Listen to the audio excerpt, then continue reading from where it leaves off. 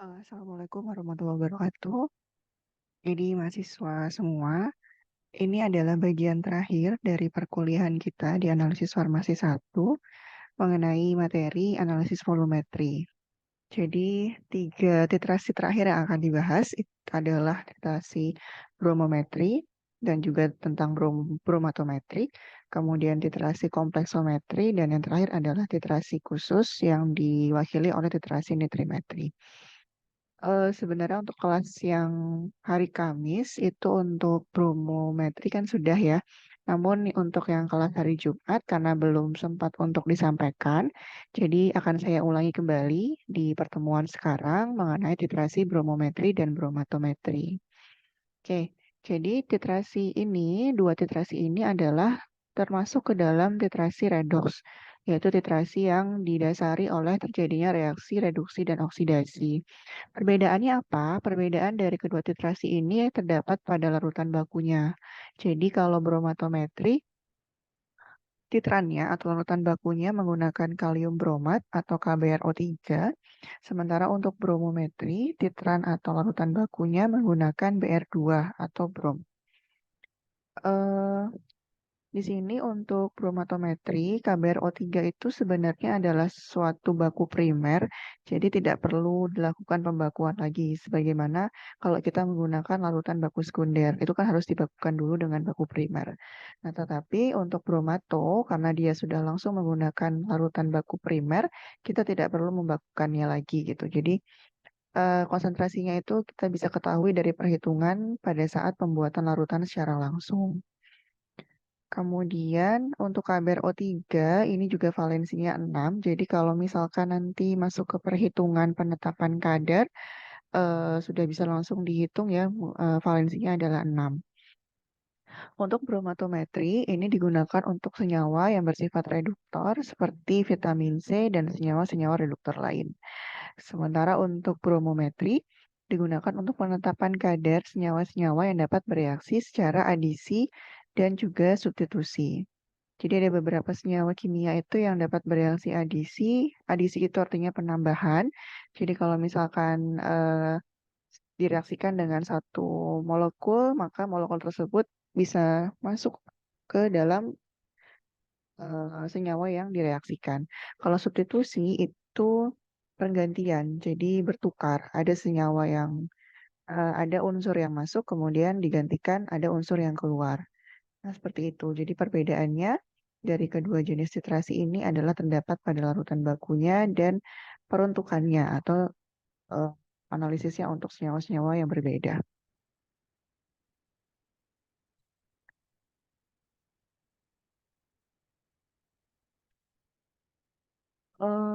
Yang akan dibahas, kita akan lebih membahas mengenai bromometri saja. Jadi tadi hanya sekedar review saja mengenai bromato, tapi yang akan lebih dibahas adalah bromometri. Bromometri ini karena menggunakan brom ya, BR2, brom ini dapat digunakan sebagai oksidator sebagaimana seperti iodium. Brom akan direduksi oleh senyawa-senyawa organik dengan terbentuknya senyawa hasil substitusi yang tidak larut dalam air. Contohnya ada tribromofenol, tribromoanilin, dan sebagainya yang reaksinya berlangsung secara kuantitatif. Kemudian bromometri digunakan untuk analit yang mampu mengalami reaksi adisi. Tadi sudah disebutkan di awal. Adisi ini biasanya terjadi pada senyawa yang memiliki ikatan rangkap dua dan juga mampu mengalami reaksi substitusi. Contohnya pada senyawa benzen.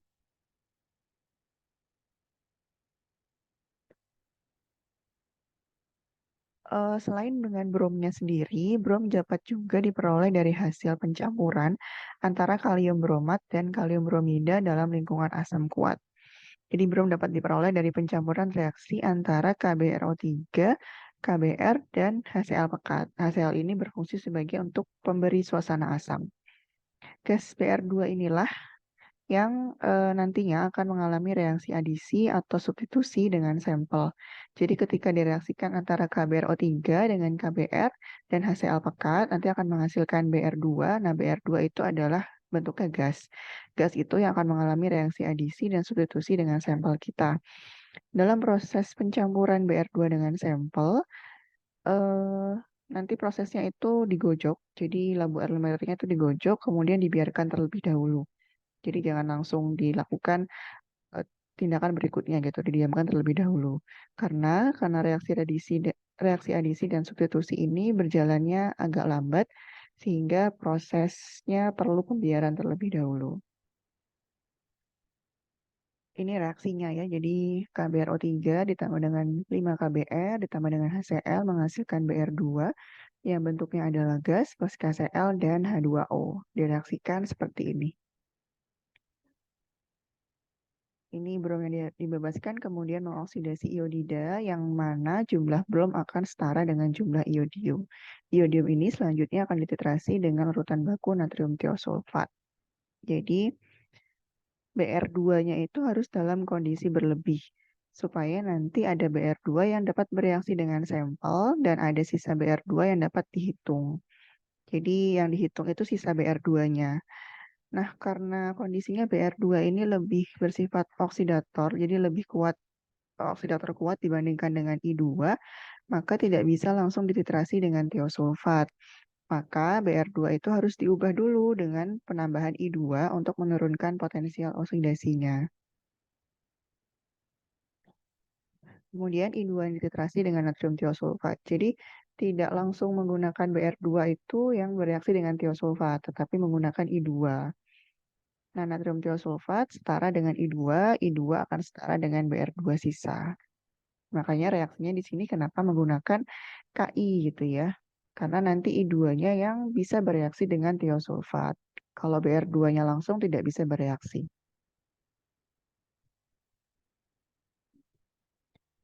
Kemudian ini tadi penyebabnya brom ini tidak dapat secara langsung dititrasi dengan natrium tiosulfat karena ada perbedaan potensial yang sangat besar. Karenanya jika brom langsung dititrasi dengan natrium tiosulfat maka yang dihasilkan tidak hanya senyawa tetrationat tetapi juga sulfat, bahkan mungkin sulfida yang berupa endapan kuning. Lalu bagaimana dengan perhitungan titrasinya? Sama saja dengan penentuan titrasi valensi pada titrasi redoks yang lain. Dilihat berapa elektron yang terlibat dalam setiap mol analit tersebut. Kemudian ini ada aplikasi penggunaan titrasi bromometri. Jadi ini prosedurnya ya. Larutan baku yang digunakan adalah larutan baku brom dapat digunakan untuk menetapkan kadar fenol. Jadi di sini adalah penetapan kadar fenol menggunakan titrasi bromometri. Fenol sendiri BM-nya adalah 94,11 gram per mol. Kemudian ini prosedurnya timbang secara seksama sekian gram, masukkan dalam labu takar, kemudian diencerkan, diambil 20 mili, dimasukkan ke dalam labu iodium atau iodium flash, kemudian ditambahkan 30 mili larutan brom, konsentrasinya 0,1 N secara tepat, dan ditambah dengan HCl pekat 5 mili, dan seterusnya. Kemudian indikatornya menggunakan larutan kanji 0,5%. Juga dilakukan titrasi Blanco, lalu kesetaraannya adalah tiap milibrom 0,1 N setara dengan 1,569 mg fenol. Jadi di sini disebutkan masukkan ke dalam labu iodium, bukan labu Erlenmeyer biasa ya. Jadi ada labu iodium atau iodium flash. Nah, kenapa titrasi bromometri ini harus dilakukan dalam Erlenmeyer tertutup? Jadi iodium flash itu Erlenmeyer yang ada tutupnya. Karena setelah pencampuran itu kita perlu goyang-goyangkan dulu sorry. Jadi karena tadi kan reaksinya terbentuk gas brom. Sifatnya itu mudah menguap sehingga kita perlu penutup di atas Erlenmeyernya. Kemudian juga kenapa setelah pencampuran itu perlu digoyang-goyangkan dulu selama 30 menit. Di sini di prosedurnya goyang-goyangkan labu selama 30 menit dan didiamkan selama 15 menit. Karena itu tadi kan reaksi LDC berlangsungnya agak lama gitu ya sehingga kita perlu waktu untuk terjadinya reaksi. Nah, selanjutnya ini gambar dari labu iodium. Kemudian Ini adalah prosedur pembuatan dan pembakuan BR2 0,1 N. Jadi ditimbang 3 gram KBR dan 15 gram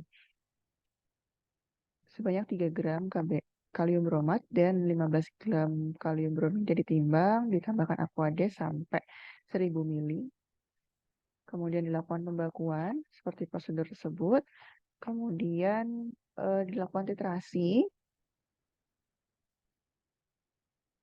Titrasinya ini jadi gini. Ketika larutan menjadi kuning muda, larutan ditambah dengan indikator kanji sebanyak 3 mili dan titrasi lanjutkan sampai warna biru tepat hilang. Jadi sebelum adanya penambahan indikator dan sebelum dilakukan titrasi dengan tiosulfat, larutannya ini berwarna coklat, coklat pekat gitu ya. Nah, ketika dititrasi dengan tiosulfat, maka lama-kelamaan warna coklatnya akan pudar menjadi warna kuning. Nah, ketika sudah berwarna kuning muda, kita tambahkan indikator kanji. Indikator kanji. Nah, ketika ditambahkan indikator kanji, maka larutan di dalam air lumiere itu akan berubah warna menjadi warna biru. Nah, kemudian titrasi dilanjutkan sampai warna birunya tepat hilang. Jadi berbeda dengan titrasi yang lain di mana indikator ditambahkan di awal sebelum titrasi. Nah, untuk bromometri ini titrasinya penambahan indikator itu dilakukan di pertengahan gitu ya. Jadi ketika perubahan warna menjadi kuning pucat, kemudian kita tambahkan indikator baru dititrasi kembali sampai warna birunya tepat hilang. Ini adalah reaksi penetapan kadar fenol secara bromometri. Jadi kalau kita punya senyawa fenol, fenol itu seperti yang ada di gambar, itu benzen yang mengikat substituen OH. Fenol itu dia punya satu gugus aktivasi dalam reaksi substitusi. Gugus aktivasi akan mengarahkan suatu substituen ke posisi orto atau para. Jadi kalau ada substituen yang datang kepada fenol itu nanti akan berubah posisinya menjadi posisi orto atau para. Seperti yang ada di gambar, fenol ditambah dengan BR2 nanti akan seperti ini. Jadi yang BR2 ini ya, itu posisinya adalah orto terhadap OH, sementara BR yang satu lagi posisinya para terhadap OH. Jadi kecenderungan fenol itu ketika mengalami substitusi itu akan berada pada posisi orto atau para. Eh,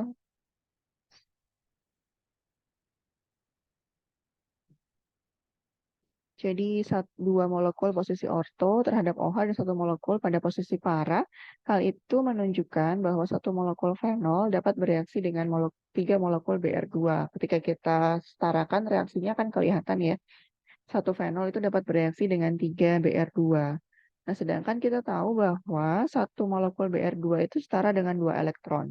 Oleh sebab itu, eh, 3 dikali dengan 2 elektron berarti ada 6 elektron yang terlibat dalam reaksi ini, maka berarti valensinya adalah 6.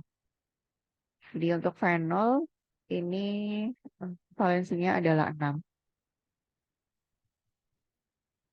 Nah, kemudian bagaimana dengan senyawa-senyawa ini gitu ya? Coba tentukan valensi dari senyawa fenil salisilat. Jadi kalau tadi fenol itu valensinya 6 karena dia reaksi yang terlibat di dalam reaksi ini adalah 6 elektron. Nah, bagaimana dengan fenil salisilat? Jadi seperti yang terlihat di gambar, fenil salisilat ini sebenarnya adalah 3 fenol yang bergabung menjadi satu. Sorry, kok 3? Dua ya. Jadi vanilla salisilat ini, kalau misalkan kita tambahkan HCl atau asam, nanti dia akan pecah menjadi 2 molekul fenol. Gitu. Jadi kalau misalkan tadi satu molekul fenol itu bereaksi dengan 3Br2, maka 2 molekul fenol akan bereaksi dengan 6Br2. Nah, 6Br2 berarti Br2 karena dia terlibat 2 elektron di dalamnya, berarti 6 dikali 2 elektron, maka 12 elektron. Berarti valensinya ada 12. Oke, itu tadi tentang bromometri. Jadi bagian terakhir dari titrasi redox. Saya review sedikit, bromometri dengan bromatometri itu perbedaannya ada pada titrannya ya. Kalau bromato titrannya HbO3, sementara bromometri titrannya adalah brom atau Br2 gas. Kemudian selanjutnya adalah kompleksometri. Jadi titrasi kompleksometri ini sebagaimana namanya adalah satu jenis titrasi pembentukan kompleks. Jadi bisa digunakan untuk semua jenis titrasi yang mengakibatkan terjadinya senyawa kompleks.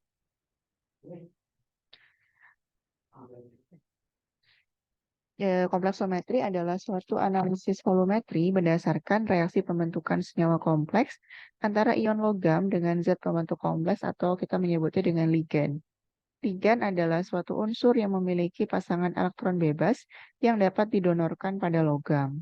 Titrasi kompleksometri adalah salah satu metode kuantitatif dengan memanfaatkan reaksi kompleks antara ligan dengan ion logam utamanya. Nah, yang umum digunakan di Indonesia adalah EDTA atau disodium etilen diamin tetraasetat atau nama lainnya juga kita biasanya menyebut dengan komplekson. Seperti ini ada contoh reaksi Cl dengan Hg2+ itu akan menghasilkan satu kompleks yaitu HgCl2.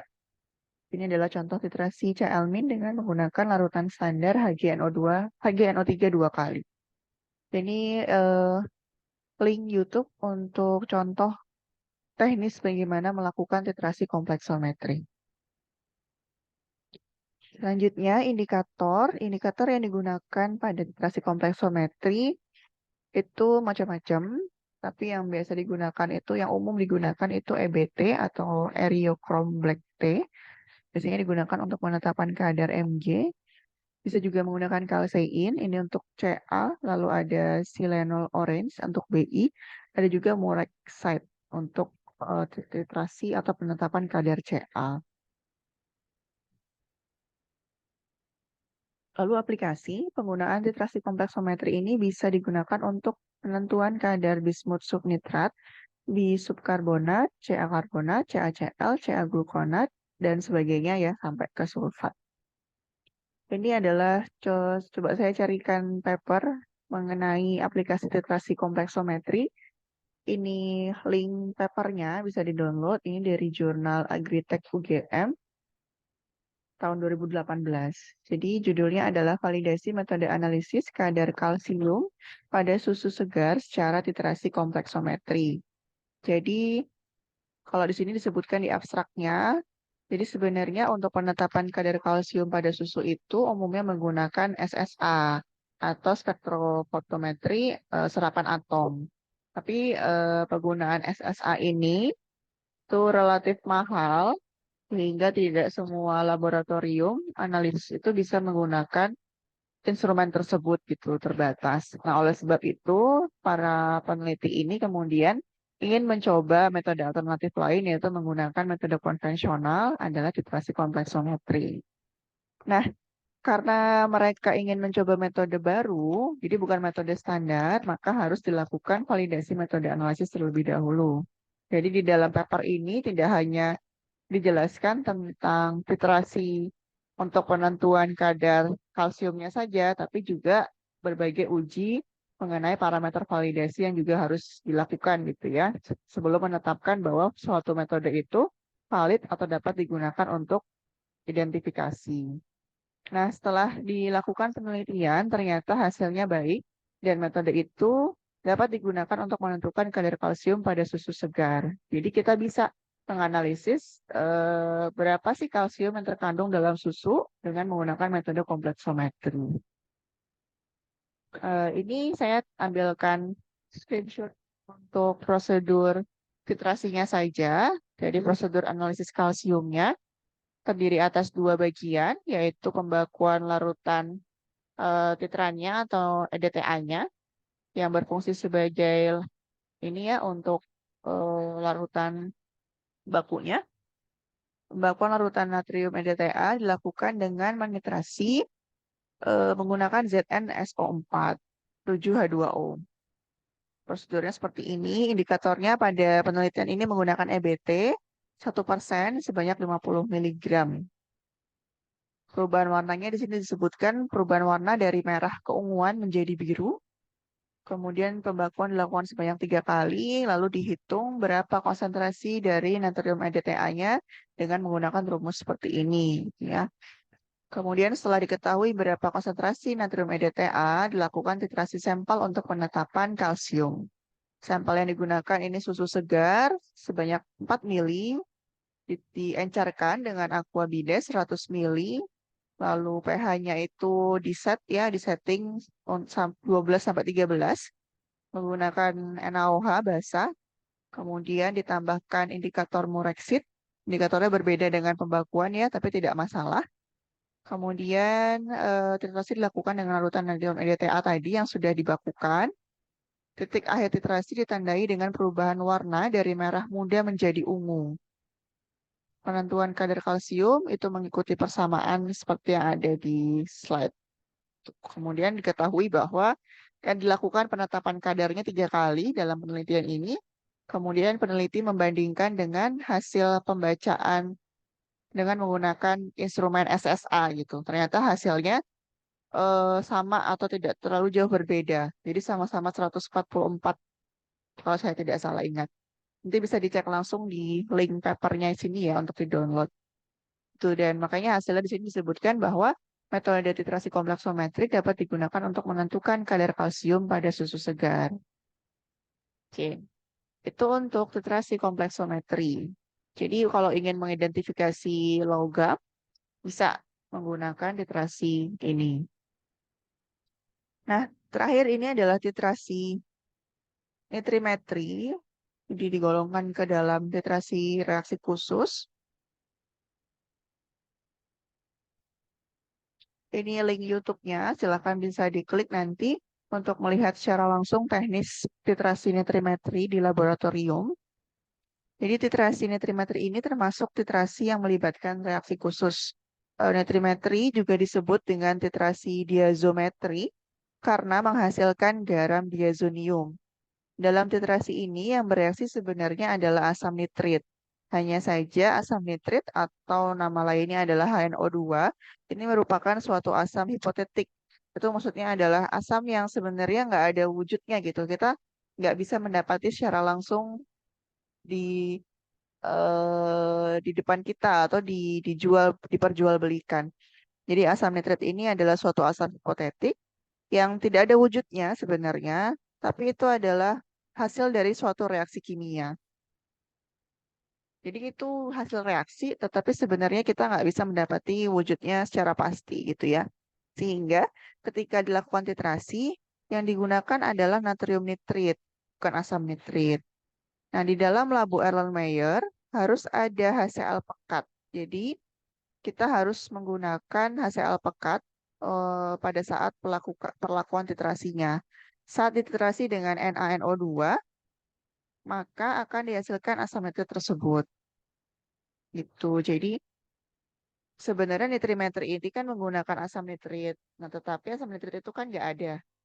Ya, makanya kita harus menggunakan natrium nitrit atau NaNO2. Nah, untuk dapat mendapatkan asam nitrit sesuai dengan teori, maka harus ada penambahan HCl pekat di dalam labu Erlenmeyer. Sehingga nanti HCl akan bereaksi dengan natrium nitrit akan menghasilkan asam nitrit. Seperti itu. Lalu asam nitrit inilah yang akan bereaksi dengan analit untuk menghasilkan garam diazonium. Metode ini digunakan secara kuantitatif untuk analisis senyawa yang memiliki gugus amin aromatik primer. Jadi gugus amin ya. Contohnya pada obat-obat golongan sulfa. Jadi antibiotik golongan sulfa. Biasanya menggunakan titrasi nitrimetrik. Oke. Ini bisa dilihat ada reaksi dari senyawa memiliki gugus amin aromatik primer. Bagaimana reaksinya ketika direaksikan dengan asam nitrit dalam suasana HCl ini, dalam suasana asam tadi, akan menghasilkan suatu garam diazonium. NH2 itu adalah gugus amin. Jadi kalau ada NH2 di sana, itu berarti dia memiliki gugus amin. Itu nanti akan berikatan dengan benzen.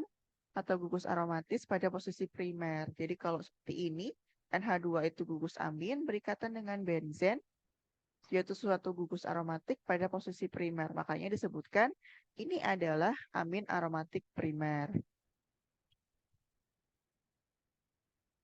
Jadi reaksi diazotasi itu adalah reaksi antara amin aromatis primer dengan natrium nitrit dalam suasana asam. Natrium nitrit saat bertemu dengan HCl akan berubah menjadi asam nitrit. Nah, asam nitrit ini akan bereaksi dengan amin aromatis primernya, kemudian menghasilkan garam diazonium. Tadi sudah sempat dijelaskan di awal. Nah, menariknya reaksi ini di Fi itu, kalau kita buka Farmakope Indonesia, kesetaraannya disebutkan dalam molaritas, bukan normalitas, gitu ya. Hal ini karena dalam reaksi nitrimetri, satu molekul amin aromatis primer setara dengan satu molekul asam nitrit.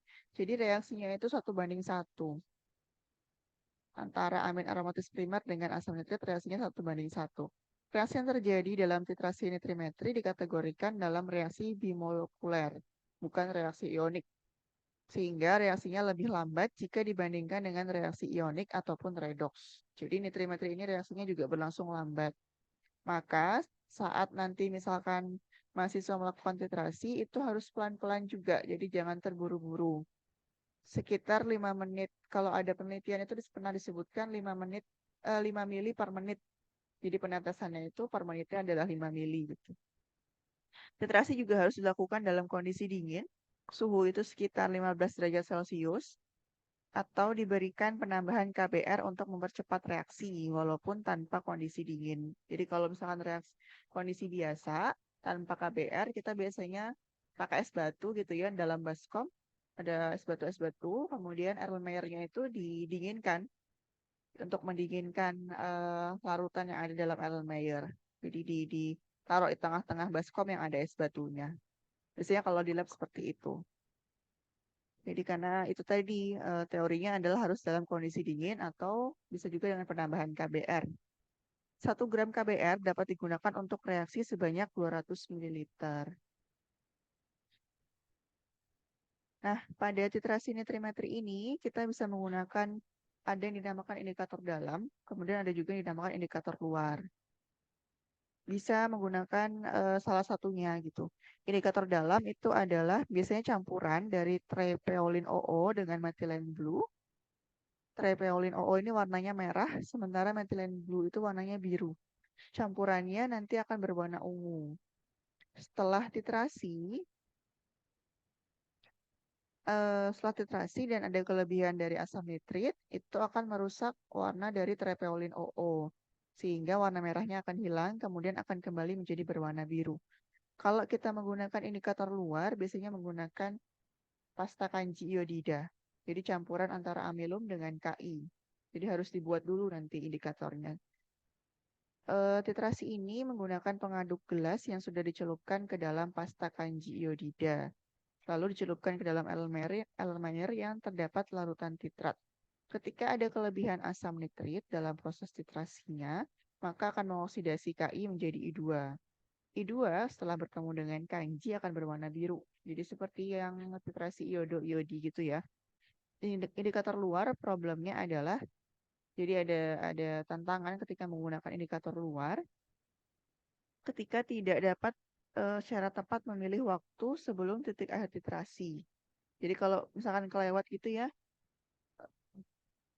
bisa lebih fatal gitu akibatnya. Jadi ada potensi analit kita itu akan terikut di cairan yang akan diteteskan. Kelemahan kedua, kalau terlalu lama tetap akan berwarna biru karena telah teroksidasi oleh udara. Jadi kalau terlalu lama dalam titrasinya juga bisa mengakibatkan teroksidasi oleh udara gitu. Maka biasanya di lab itu bisa menggunakan indikator dalam supaya lebih aman. Nanti karena oksigen itu dapat mengoksidasi Ki menjadi I2, kalau ketemu dengan pasta kanji nanti akan berwarna biru. Tapi itu terjadi sebelum titik akhir titrasi. Jadi palsu gitu ya, nilai volume yang didapatkan itu tidak tepat. Sehingga perhitungannya menjadi salah. Makanya biasanya menggunakan indikator dalam dalam praktikum-praktikum titrasi nitrimetri. Dan selanjutnya adalah aplikasi. titrasi nitrimetri ini ada yang termasuk dalam titrasi langsung atau direct titration. Ini berlaku untuk senyawa-senyawa yang memiliki amin aromatis primer, tetapi ada juga beberapa obat yang tidak memiliki amin aromatis primer, sehingga perlu dilakukan tindakan lain terlebih dahulu seperti reaksi hidrolisis atau reduksi.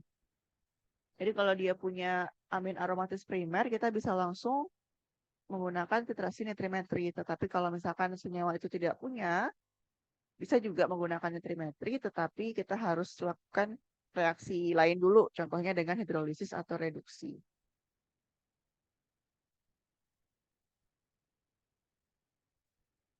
Nah, ini contoh titrasi langsung pada amin aromatis primer, yaitu pada titrasi asam sulfanilat. Senyawa ini sulit larut dalam air, jadi sifatnya sulit larut dalam air, sehingga ditambah natrium bikarbonat akan membentuk garam yang larut dalam air. Setelah larut dalam air, dititrasi dengan natrium nitrit dalam kondisi asam kuat dengan penambahan HCl, maka akan menghasilkan suatu garam diazonium.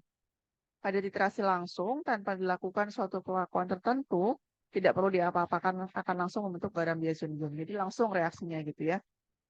Sini ada asam sulfanilat, dia juga punya amin aromatis primer. Sini ada gusamin berikatan dengan aromatis pada posisi primer. Dititrasi, dalam kondisi asam dia akan langsung berubah menjadi garam diazonium. Ini yang disebut dengan direct titration atau titrasi langsung. Nah, eh, gimana kalau nggak punya amin aromatis primer? Seperti contohnya gugus amin aromatis sekunder gitu. Nah, seperti yang ada di layar untuk slide ini adalah analisis pada senyawa yang punya gugus amin aromatik sekunder. Contohnya adalah suksinil sulfatiazol. Gugus aminnya itu berbentuknya sekunder, sehingga harus dihidrolisis terlebih dahulu untuk menghasilkan asam suksinat dan sulfatiazol. Dapat dua ini ya, asam suksinat dan juga sulfatiazol setelah dihidrolisis. Nah, kemudian sulfatiazol sudah dalam bentuk amin aromatis primer kalau kita lihat strukturnya. Jadi amin di sini berikatan dengan aromatik dalam posisi primer. Nah, ketika sudah dalam bentuk eh, amin aromatik primer, kita langsung bisa mereaksikannya untuk menghasilkan suatu garam diazonium. Jadi dititrasi dengan NaNO2 dalam suasana asam akan menghasilkan suatu garam diazonium. Jadi harus dihidrolisis dulu untuk membentuk reaksi selanjutnya. Ini juga contoh lain amin aromatis sekunder, yaitu paracetamol. Paracetamol ini juga punya gugus amin aromatis, tapi posisinya posisi sekunder. Nah, tadi jadi harus dilakukan reaksi tambahan. Di sini menggunakan hidrolisis juga, ini ya, dengan bantuan reflux. Reflux, kemudian hasilnya senyawa ini, senyawa antaranya. Nah, ketika sudah dalam bentuk amin aromatis primer, ini kan aminnya langsung berikatan dengan aromatik ya. Makanya posisinya primer. Baru deh bisa dititrasi dengan NaNO2 pada suasana asam. Dia akan menghasilkan suatu garam diazonium. Setelah itu baru bisa untuk diidentifikasi atau diketahui berapa kadarnya menggunakan titrasi nitrimetri. Lalu selanjutnya ini ada contoh lain pada gugus nitroaromatik primer,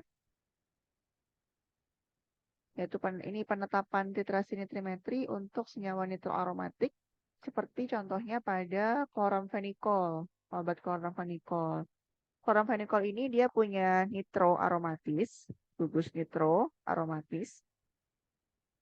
Nitroaromatis ini akan direduksi, jadi harus direduksi dulu dengan Zn dan HCl. Reaksi Zn dengan HCl akan menghasilkan H2. Ini agak berbayang ya. Jadi nanti Zn dengan HCl itu akan menghasilkan H2. Nah, H2 itu yang akan mereduksi nitro atau NO2 pada kloramfenikol menjadi NH2.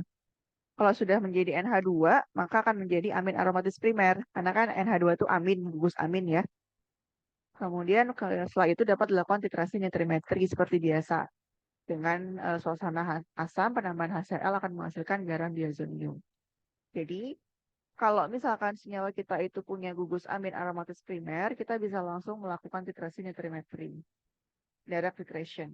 Tetapi kalau misalkan bukan gugus amin primer, bukan gugus amin aromatis primer, misalkan dia sekunder atau nitroaromatik gitu ya, kita harus melakukan reaksi lain terlebih dahulu sehingga dapat membentuk gugus amin aromatis primer, selanjutnya baru bisa dititrasi.